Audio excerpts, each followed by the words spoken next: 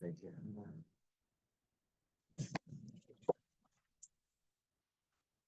Okay, going to start the new parak. It's on Mem Testament base 49b. Parak is called Rabbi Yishmael Eimer. I thought it would be Arba Avonim already. It's the last parak was Shleisha. All the Shleisha Asheris. Now it would be Arba or something. Very good. Very good. That's a good observation, actually.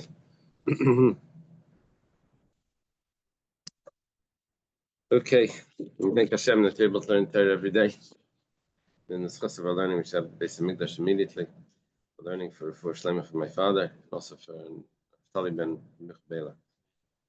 So the Mishnah starts like this: Rabbi Yishmael Eimer, Shalish Avanim zu b'tzad Markulas Asuris Shtayim Mataris. There's an idol which is called Markulas, Mercury, and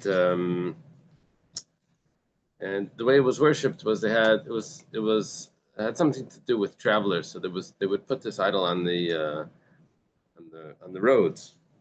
So there were two stones, and then a third stone would go on top. So it was two like bricks, two stones on the bottom, and there would be a stone on top. Well, that's the idol. So the way that this was worshipped was that someone would come by, he would put another stone on it, or would throw a stone on it. That was how they worshipped. That was how they worshipped the idol. So Rabbi Yishmael says that if someone is going by the idol, he sees three stones next to a Markulis. Now, Markulis means that there's another pile of three stones, but he sees three stones that are there next to Markulis, the known Markulis. So then it's Aser. But if he sees two stones there, then it's going to be Mutter.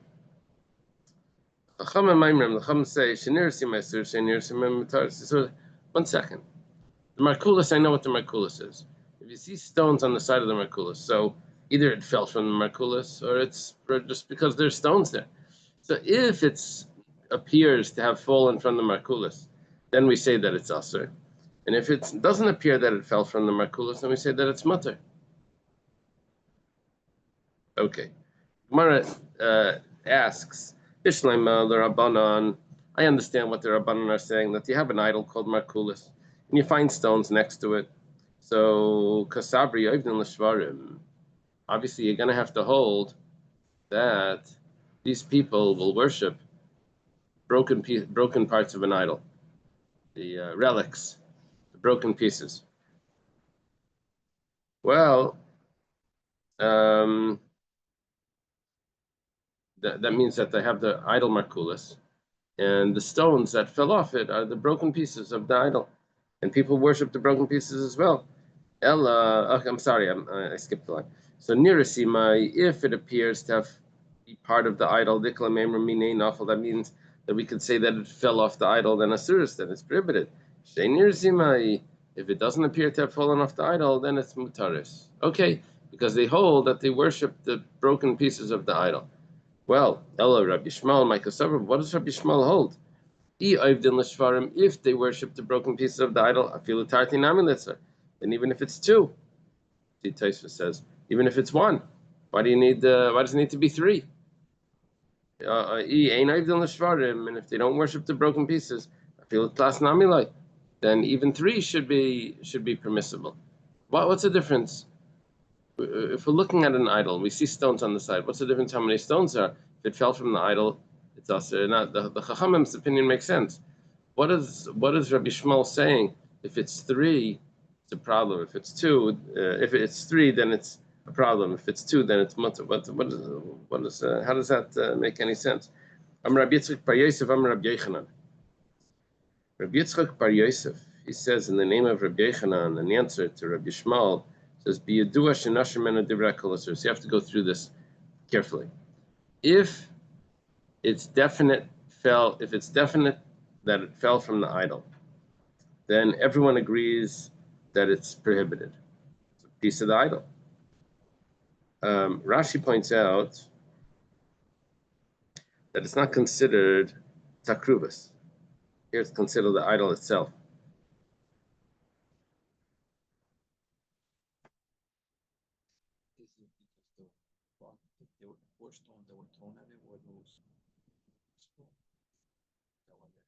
Sorry? It's a stone that was thrown at this idol.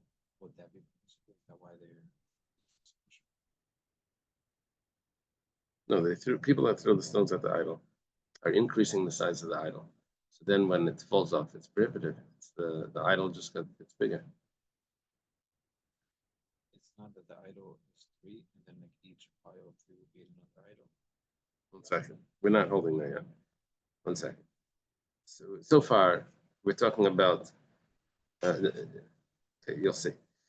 If it fell from the idol, then everyone agrees that it's usher. Even according to the opinion that says that you don't worship the broken relics, then the pieces of the idol, then that's only if the way of worshiping this idol is not in the way when you throw pieces at it. But if the avalacha, the mikara tvuri mitzvah, but over here, that's how the way it's made. The way it's made is that you throw rocks at it that fall off. So so that's normal. So even people that don't worship, that would say that the goyim don't worship the broken pieces over here would agree that they do. So if it fell from the idol, it's definitely part of the idol. Ki pligi. So where's the machlekes, the Rabbi Shmuel and the Chacham? That's what we're looking for to figure out what Rabbi Shmuel's opinion is. When do they argue? When it's close to the idol. I'm sorry. Ki pligi b'stama. They argue if it's not known if it fell from the idol. And now it works like this. If it's close to the idol, Rashi gives us a measurement. If it's within 1.5 cubits, so then nami deklamemar mine nafal, that we can say that it fell off the idol. Then the rekol asur, everyone holds that it's asur. Pligi, when do they argue? B'meruchaka, when it's further away than 1 or 1.5 cubits. Rashi adds in, but it's still not further away than 4 cubits.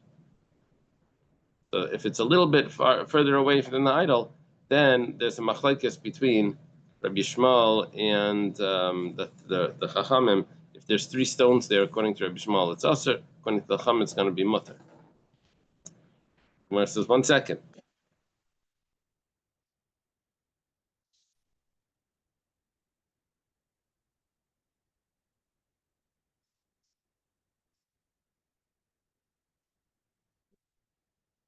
Gemara says like this.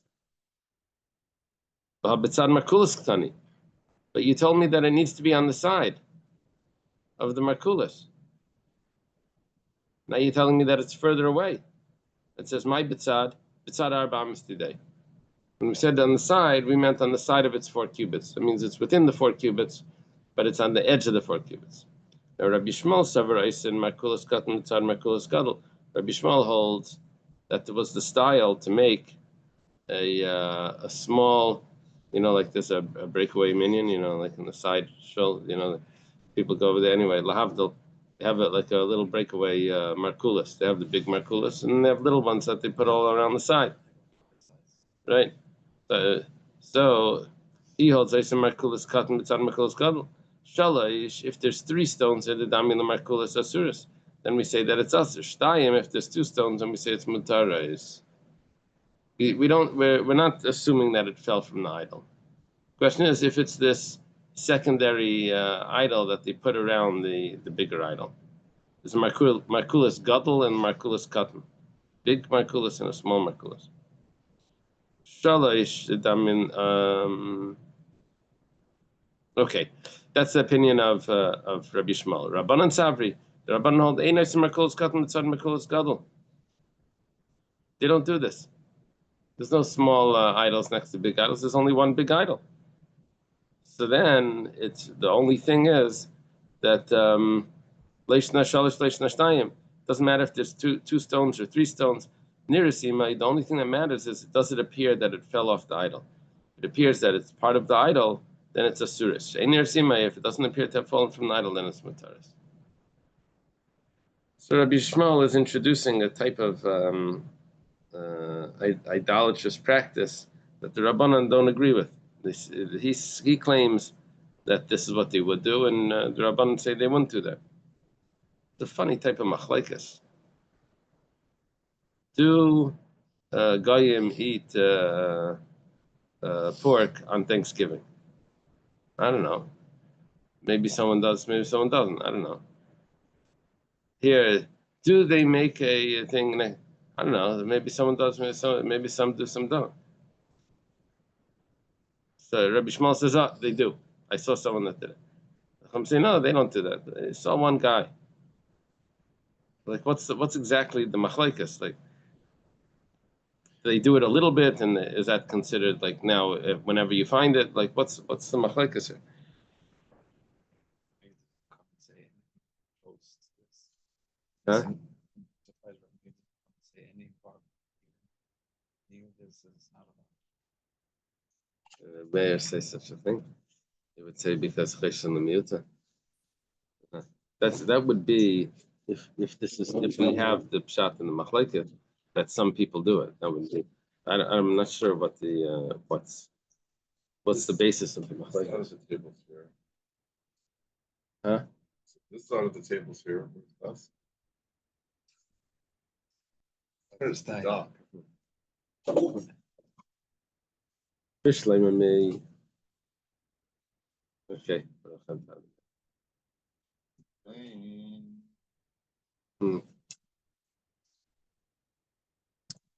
Okay. The next piece of Gemara, Amar Mar. This is a little surprising that we use the expression Amar Mar because we're quoting Rabbi Yochanan.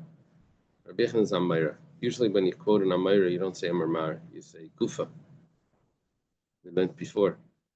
But here it's one of these exceptions to the rule. It says Amar Mar. Amar Mar, we learned before, B'yadua Shanashim Menu. This was the answer to Rabbi Shmuel, was a Rabbi Yitzchak Bar Yosef in the name of Rabbi Yochanan. So in passing, we mentioned that if you know that it fell from the idol, divrei kol asuros. Everyone says that it's asur. It says, 1 second, Ramini, it's not so clear what you're telling me. I have a contradiction. Avonim shenashrim min markulas. If there's stones that fell off the markulas, this idol, nirasimai asuris.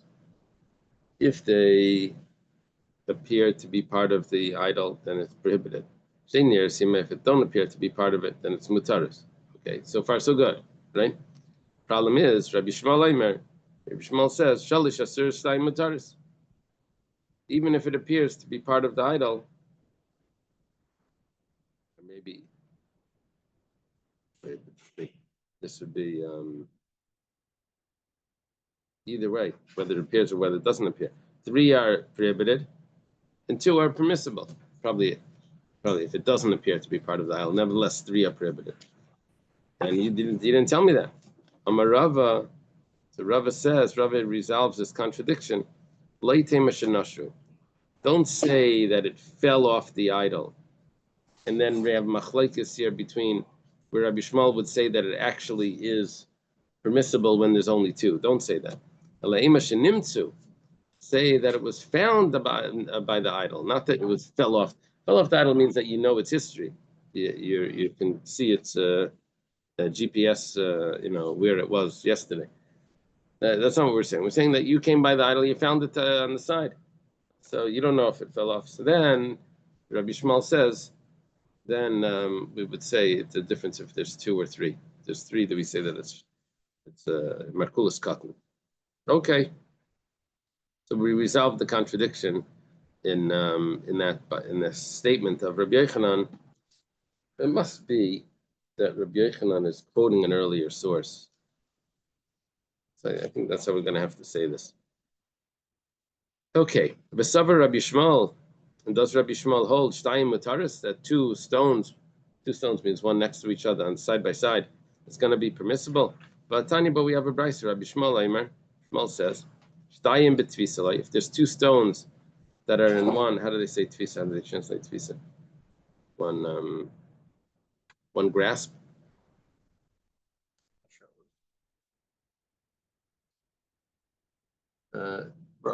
Grasp within the markulas grasp. Tfisa means to grasp. If there's 2 stones within the grasp of the markulas, asuras, it's prohibited. Wow, it's contradiction. Rabbi Shmuel said 2 are permissible. Here he says that it's prohibited. Rabbi Shmuel goes on. He says, Shalish, if there's three, afilu merchakas asuras. Then even if it's distant from the markulis, it's going to be asur. You told me before that if it's within the grasp of markulis, that two would be permissible, and here you tell me two is prohibited. Amar Rava says, like kasha. This is not a question. Kan betfisachas kam shtei tfisus. See, we're talking about that it's within the 4 cubits of the idol, or else it's, this whole thing doesn't apply.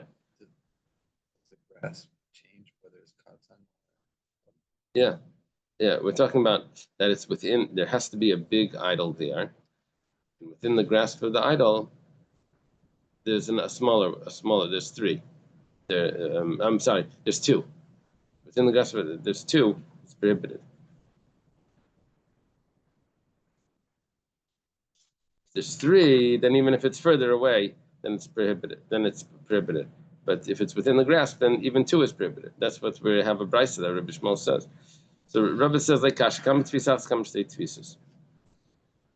Depends. You see, there's different ways of measuring here. We're talking about that it's within 4 cubits. The problem is that within these 4 cubits, there's a little mound that separates the idol from the smaller idol.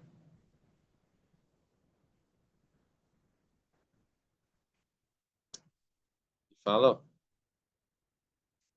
So we're thinking like this, that within 4 cubits, it may be the new, maybe the markulis katan. People set up smaller markulis next to the larger markulis. So that would be, if there's 3, then they set it up. If there's 2, then they didn't set up the smaller markulis. 2 stones is not the markulis. However, if it's betfisa achas, if it's within one, it says heichidami tfisa achas. What's the case? What's heichidami? What's the case? The kagaiva beni ubeni. If there's a hill between the two markulis, then it can't have fallen from it. So Rabbi Shmuel would say that 2 are permissible and 3 is prohibited.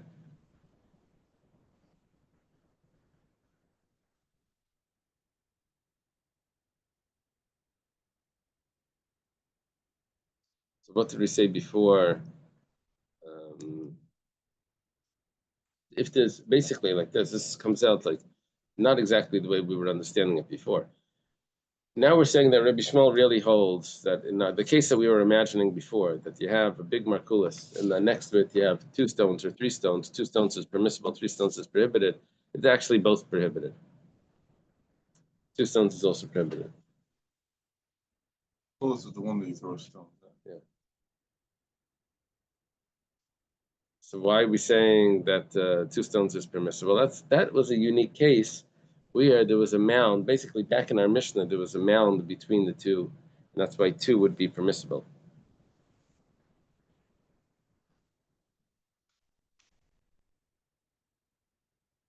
Rabbi Shmuel would hold that within 4 cubits, it's considered nirusim. It's considered part of the idol.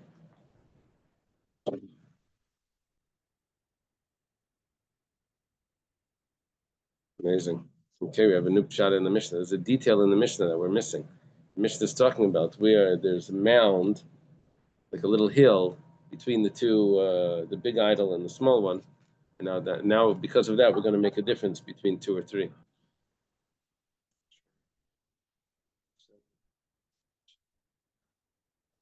There's no within 4 It's, right. Yeah. What is that? Oh, pitcher's mound. Here. 4 amos. The whole pitcher's mound is more than 4 amos. I don't know. I mean, I don't know how this is, like how high the mound is. Must be at least 3 tvachim. I don't know.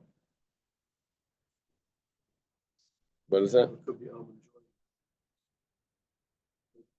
Oh, It's like the Gemara, you say something and associate with something else. okay. So, I think the pshat in the Gemara that there's a Gemara Chulin that says that someone that teaches a student that's not behaving is like as if he threw a rock at Markulis. So the explanation to that is that when you throw a rock at Merkulis, so you claim, you mean I'm throwing rocks at the idol? No, that's the way you worship it. So the person says, no, I'm teaching Torah. What do you mean? What's teaching Torah? He says, no, you're corrupting him more. His behavior isn't good. It could be, you could use it for the wrong things. So, there's like that. It looks like, what do you mean? I was doing, something, throwing rocks at it. No, that's how they worshipped it. Behave. That's what Yeah, behave.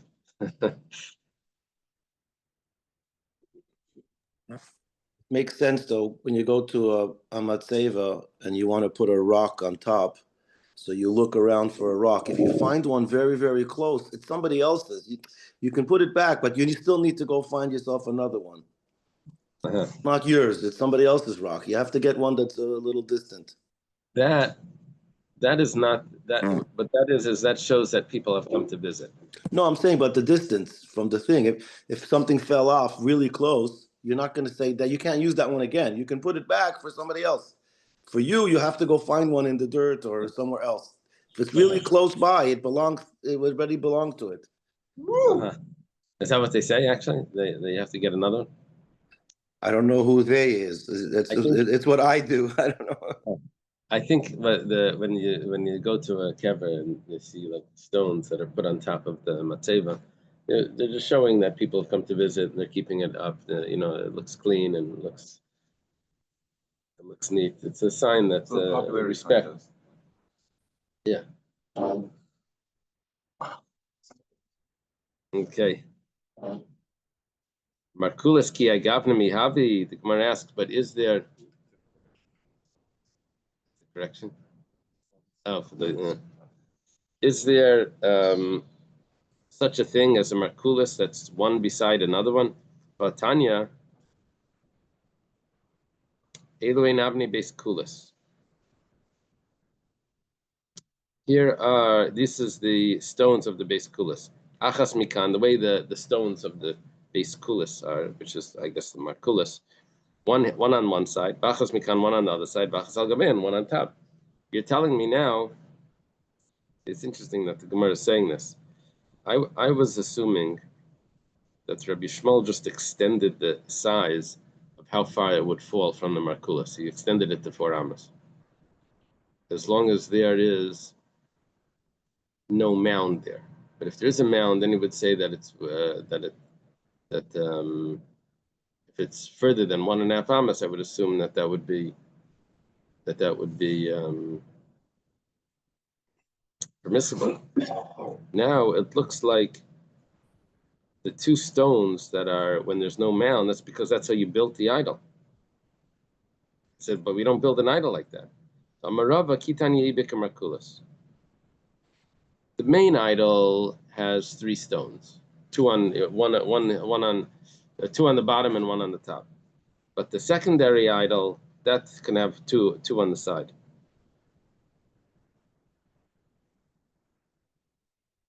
Okay, so it doesn't have to do with falling off.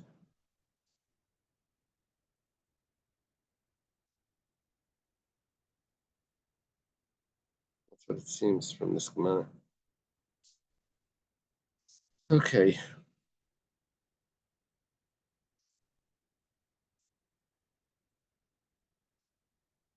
You mentioned they changed the name. Say the name Markulis.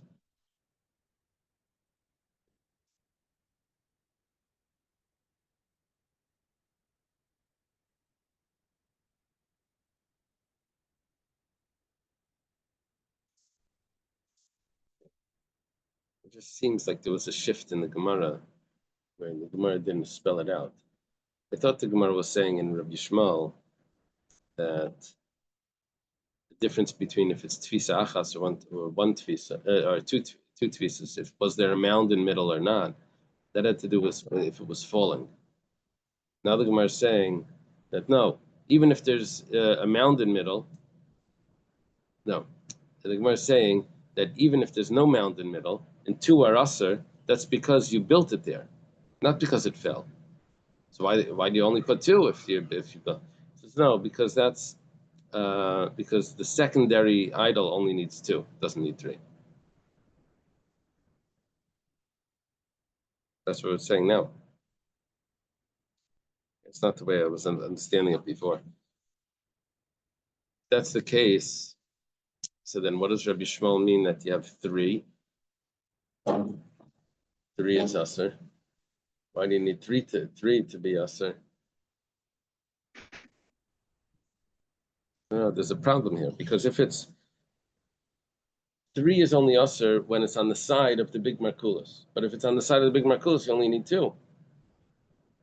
And if 3 is an original Markulis, so why does it have to be on the side of the other one?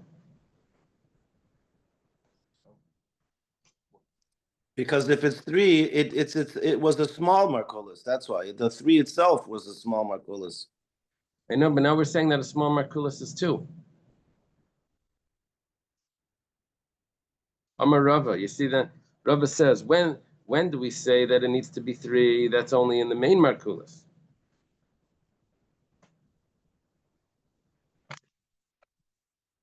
Rabbi Shmuel, however, refers to the construction of a secondary idol in its vicinity. He asserts that after the primary idol has been established, its worshippers will construct the secondary idol without being particular that it conform to the standard configuration.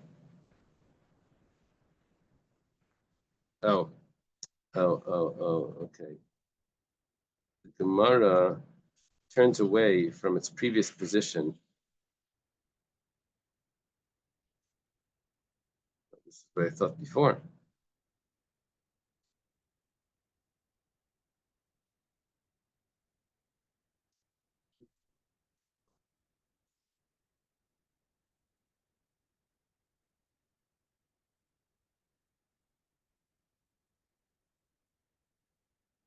I don't know. Thank you. I don't know. My question is that why does Rabbi Shmuel say in the Mishnah that if there's 3, it's Aser, but if there's 2, there's not. It's not Aser. Now, the original idol needs 3. The secondary idol only needs 2. So in that case must be when it's not close enough to the original idol. So that's why the secondary idol is 2 is going to be permissible, because it only if it's a secondary, but if it's not close, then it's not a secondary, so it's not prohibited. So then why does the 3 need to be close to the idol to be prohibited? That's my question. But if it's an original idol, it doesn't need to be next to the. Anyway, okay. Bei Reb Yanai Charav, the house Bei Yanai. I'm sorry, Bei Yanai Malka Charav, the house of King Yanai, was destroyed. Yanai was. It says 3 stones, however, should be forbidden by even if the distance behind the obstruction. I know, but why do you say in the Mishnah that it's has to be next to it? No, I know what it says. The question is why, but the Mishnah didn't say that. But it doesn't explain your word.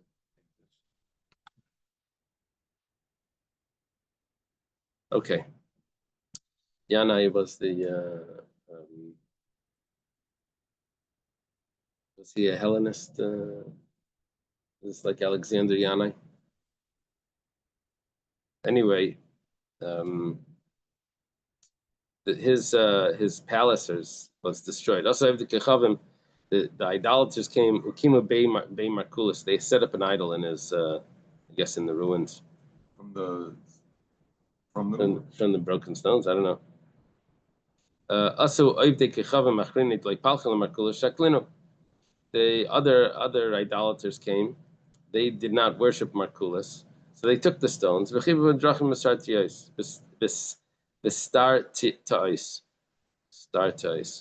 And they took the stones and they used it to pave the roads. And startais probably means plazas.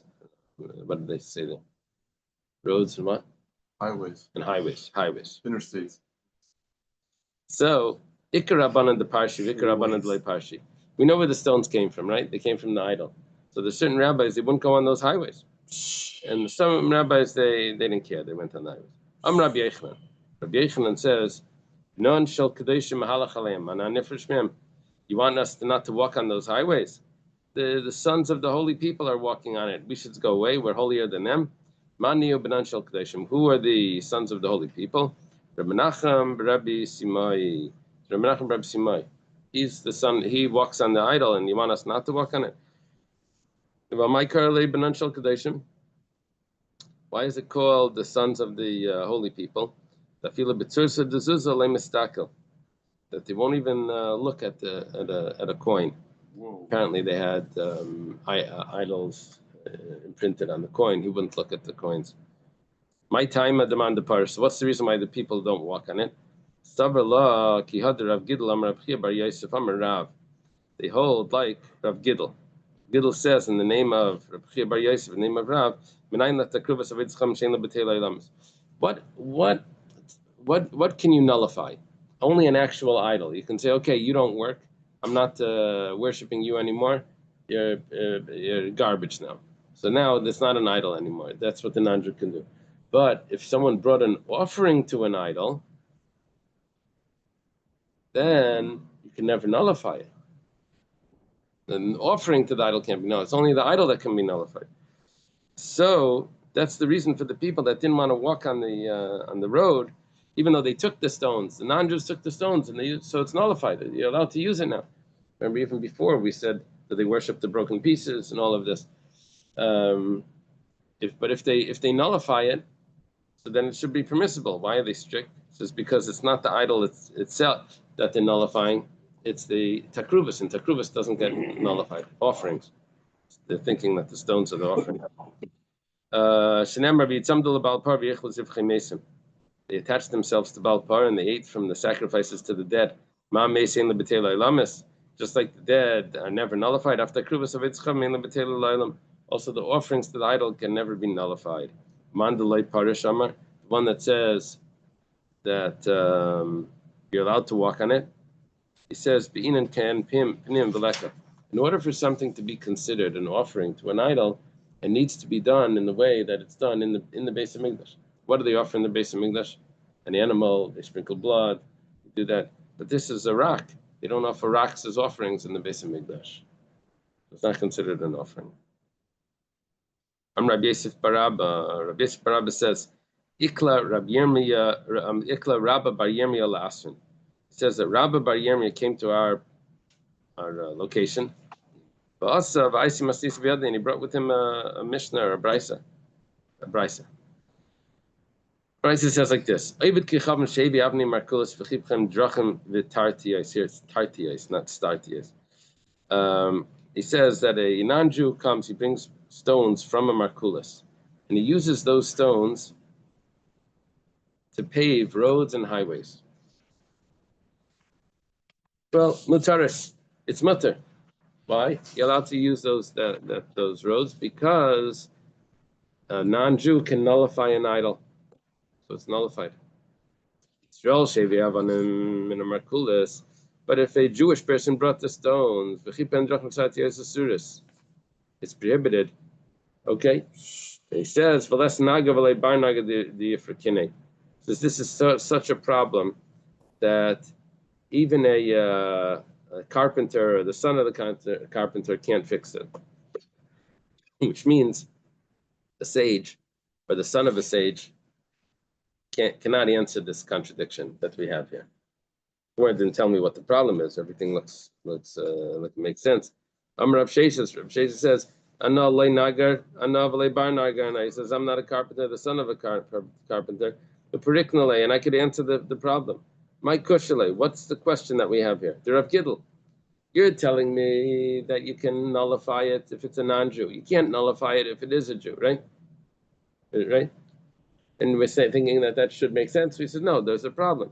Because Rav Gidl says a non-Jew can only nullify if it's an actual idol. But a non-Jew can't nullify it if it's an offering to an idol. Since this is an offering to an idol, the stones are thrown to the Markulis as an offering. So how could a non-Jew come, take it away, use it, and pave it in the road, and tell me that it's permissible? It's an offering. He says, I can answer that question on the statement that was brought by Rabbi Bar Yirmiyah, You don't consider it an offering to an idol unless it's similar to the offerings that are brought in the temple. And stones are not brought in the temple, so it's not an offering. And that's why it can be nullified. Easy answer, right? Amar Rav Yosef Barabba. Rav Yosef Barabba says, Ikla Rabba Bar Yirmiyah Lassen. Rav Yirmiyah Barabba came to our location. And he brought a brisa with him. Change topics now. It's the same rabbi. What's the price? Yeah. Or it was also Rabbi Yosef Barabba, and it was also Rabbi Yirmiyah, Rabbi Bar Yirmiyah that brought it. Same person talking, same person he's quoting. Just a different topic. Here it says, Matlian Mazamin B'Shvius. On Shemitah, you're not supposed to work the field. You're not allowed to work the field. But certain things are permissible. One of the things that's permissible is that if there's a worm that's in a tree, the worm could kill the tree. You're allowed to remove the worm from the tree. Another thing that you're allowed to do is that if the tree is bruised, you're allowed to take manure, and wrap it around the bruised part to help it heal. You can patch up, put a Band-Aid, a patch on a tree. However, you're not allowed to remove the worm or put a patch on a tree on Cholamayid. Right? In Yom Tov, of course, you're not allowed to. But even on Cholamayid, you're not allowed to. Kan v'kan, whether it's Yom Tov, whether it's Cholamayid, ein megazmin v'sachin shemen ligzaim, bein b'mayid, bein b'shvius. You can't prune the tree. And you also can't put oil over a pruned tree. I guess when you cut it, maybe it could be like the tree could get bruised. You want the tree to regrow, so they would put an oil on it to help that. You're not allowed to do that on Shemitah or on Cholamayid. It says, such a problem, there's no one that could answer this, not a carpenter or the son of a carpenter. Ravina says, last one was Rav Sheshes that he answered it. Here it's Ravina. He says, I'm not a carpenter, the son of the carpenter. And I can answer it. My kashli, what was the problem with this brisa? Okay, it's not so clear what the problem is. Maybe the problem is Mayid Ashvias Kakashli.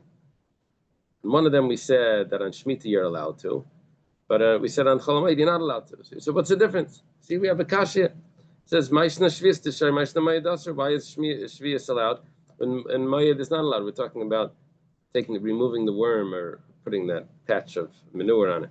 Me dummy, can you even compare them in the first place? Shvias Malachas Rachmana.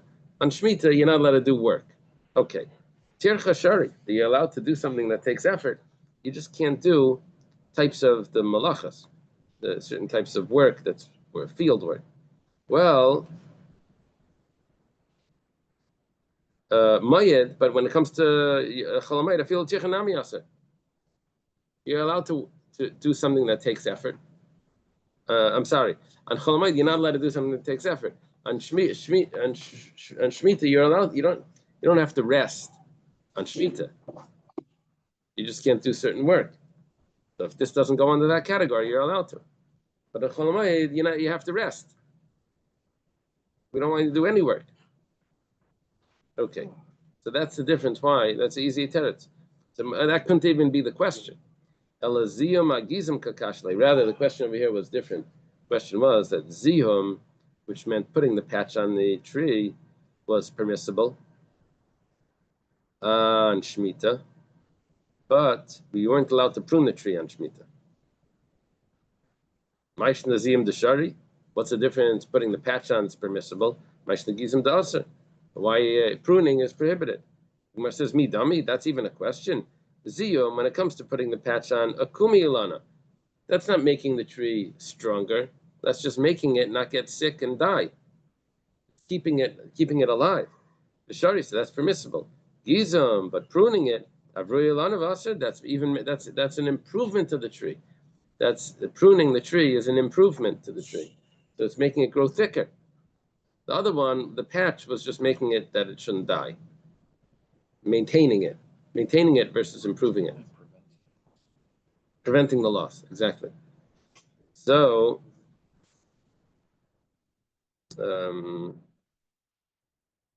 here we're talking about Shemitah. Or they probably call it the plum.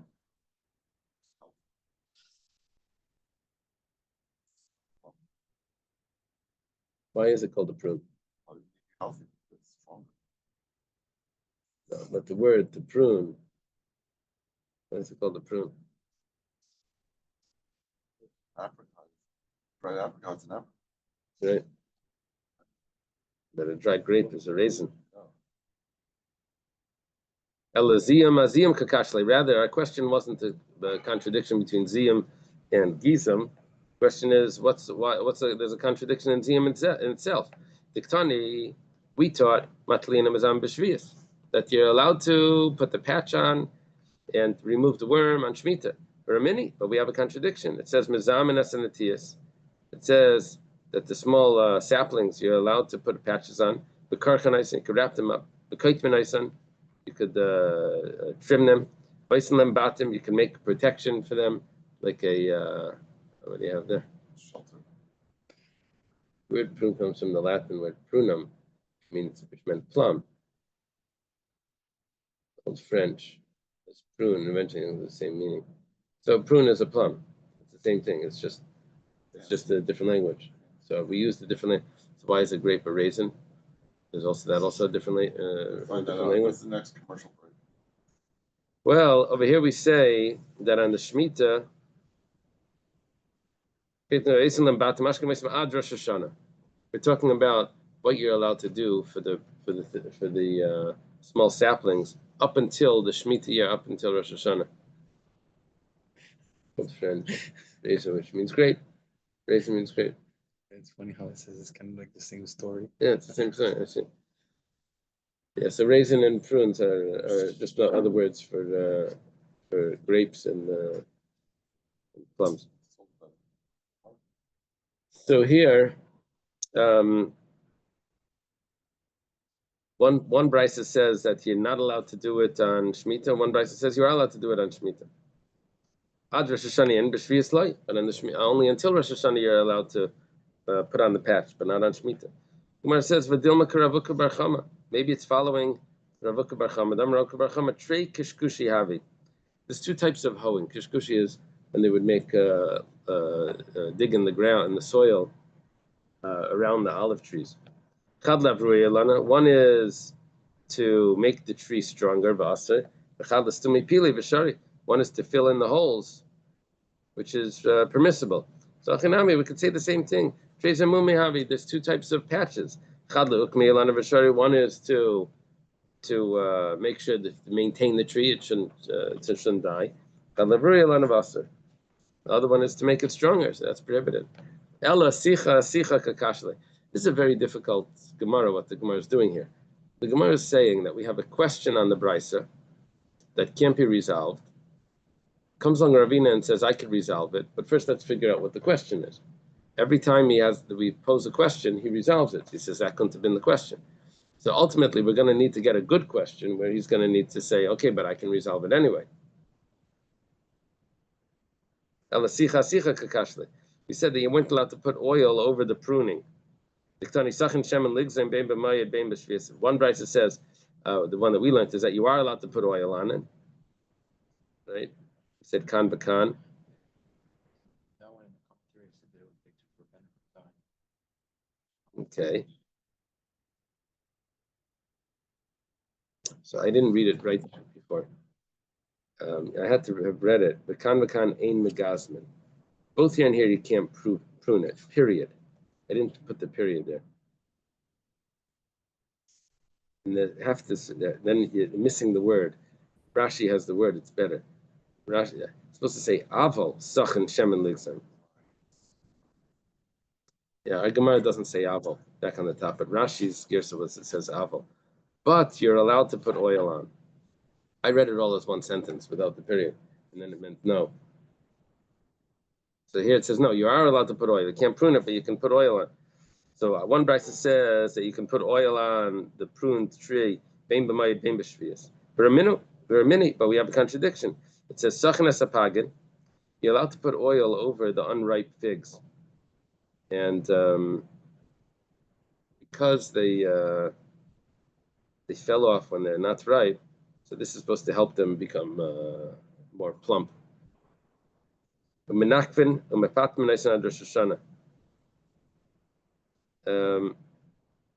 And you're allowed to make holes, and somehow if they would fill up the holes with oil until Rosh Hashanah.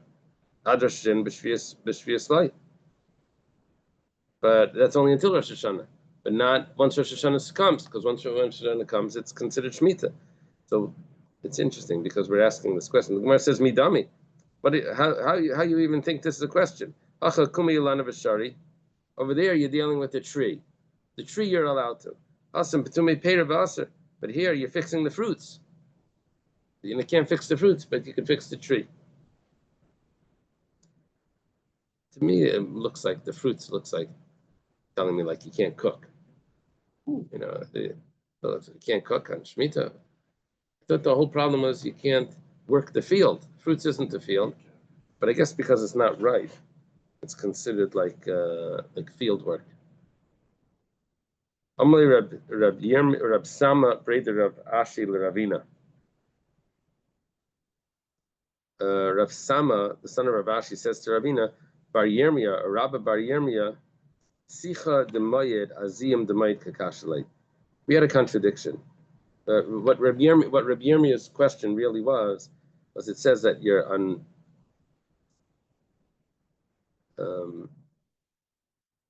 the mayed, you're allowed to put on cholamayid, you're allowed to put the oil on the prune tree, but you weren't allowed to put a patch on a prune tree.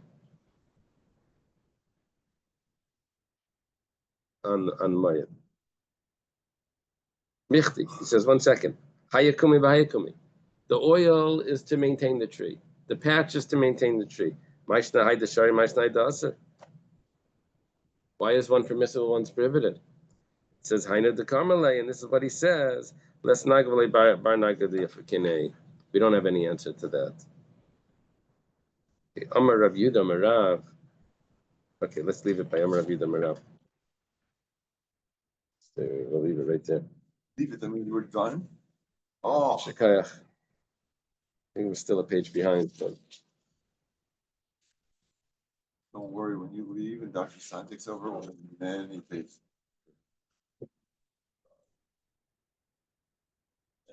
you want to take some of those days for them? Want to teach?